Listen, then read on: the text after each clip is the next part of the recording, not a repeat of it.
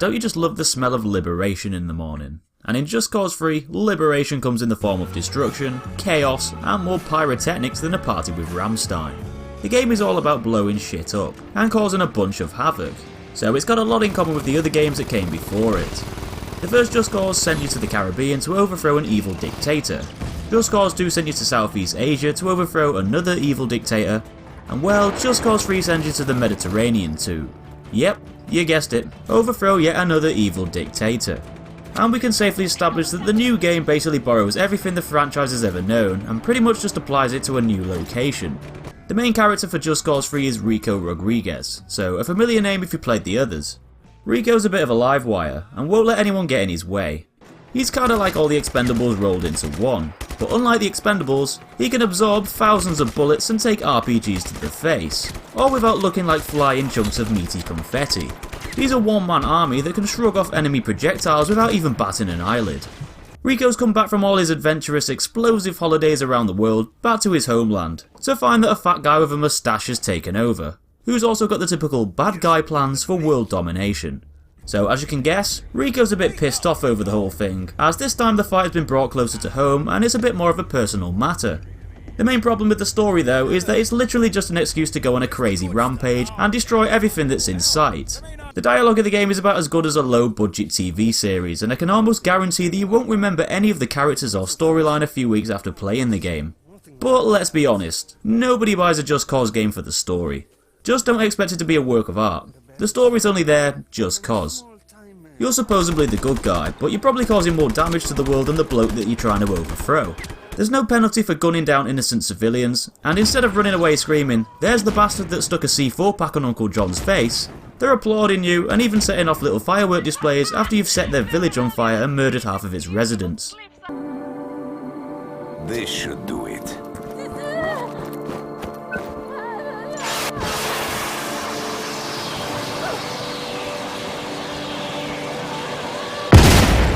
Oh, sorry about that.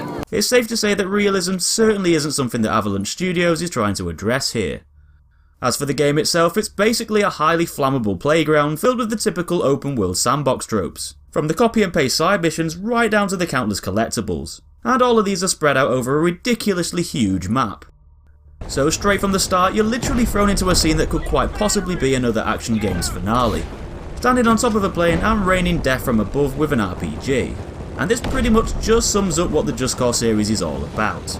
You don't have to wait around before you can get your hands on some tools of chaos, from guns, launchers, grenades, explosives, and a whole manner of other things that go boom.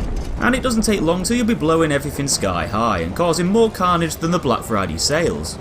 Just Cause 3 is a game that feels as arcadey as they come, and throws all concepts of realism right out of the window. Everything you do in the game will defy the laws of physics, and this is one of the main aspects that makes it so damn fun to play. It's a game for the experimental.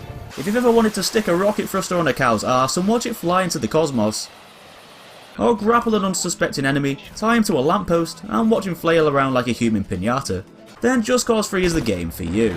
There's some truly hilarious outcomes when you abuse the game's physics, using objects and people in the world around, if you use your imagination. Most of the main story missions revolve around over-the-top action scenarios, but they kind of feel a bit tacked on without too much thought behind them, and one of the main problems with Just Cause 3 is its repetition.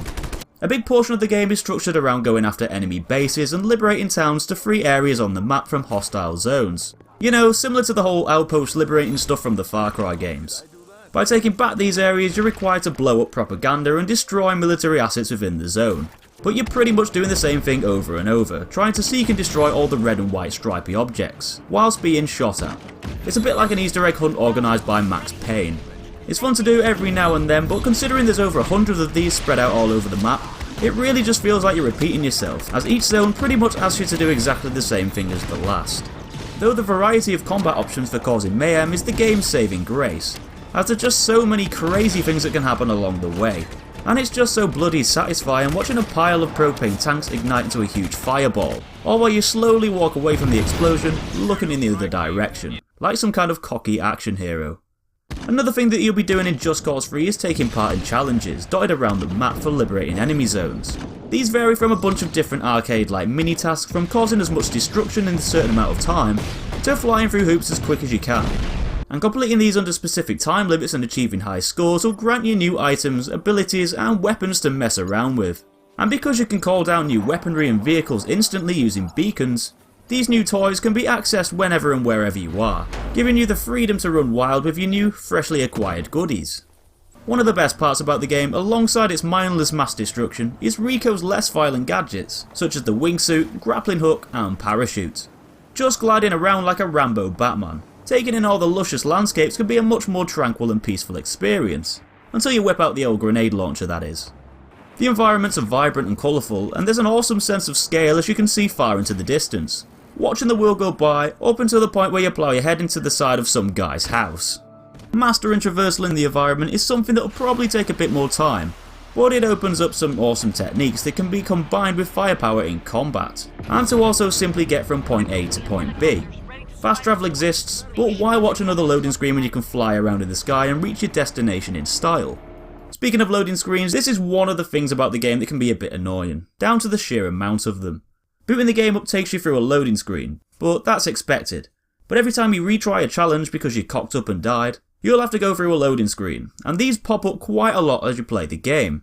Taking part in missions, side missions, challenges, and a load of other things, and they sort of break up the flow of the game a bit. Though the load times have been reduced in a patch, so they're not as blisteringly painful to sit through now than they were on the game's release. Just Cause 3 will have you saying things out loud like, "Where the hell is this chopper getting all its ammo from?" This is how you make someone who walks slow, walk a little bit faster. And now that's what you call a first class delivery. It isn't exactly going to win any awards for its storytelling or characters, but I'm sure you probably expected that already. Like a Jason Statham movie, it's great if you'd want to switch your brain into autopilot and enjoy some non-stop, over-the-top action. It's a game that likes to rock out with its cock out and never really takes itself too seriously. Hell, it's even got its very own dodge mode. Just Cause 3 knows it's a video game and doesn't try to be anything else. It's an arcadey, sandbox experience that'll satisfy your lust for adrenaline-fueled action and impressive looking demolition. But don't expect it to be a game that'll give you a huge amount of variety. There's a lot of content in the game, but it might start to feel old, and the world might be buffed out to the max with things to do, but a lot of it is just padded out with the same uninspired tasks all over the place. Though it's a fun game to pick up and play if you fancy going nuts, doing crazy stunts, and couldn't give a rat's arse about a deep plotline and narrative. So prepare to drop into a beautifully lush location in the Med, only to blow it into pieces with an arsenal bigger than the average Terminator. Flying headfirst through an orange explosive cloud, under a collapsing bridge, and slap bang into a brick wall. Hope you enjoyed the review guys, give it a thumbs up if you did and want to see more, and subscribe to stay updated with all the latest videos on my channel. Thanks for watching, and I'll be seeing you in that next video.